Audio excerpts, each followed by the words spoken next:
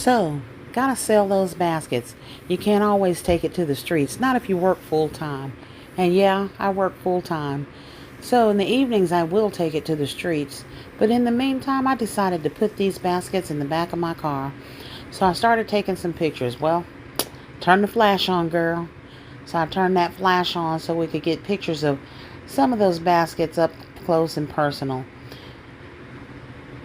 Once I got pictures that I wanted on here, and not those dark ones, I felt like, okay, this is going to be a little bit better when presenting my baskets to people because they're in the back of my car. Now all I got to do is pop that trunk open and boom, we can sell some more baskets. So this is how we did it. Thanks for watching. Make sure you like, subscribe, and share.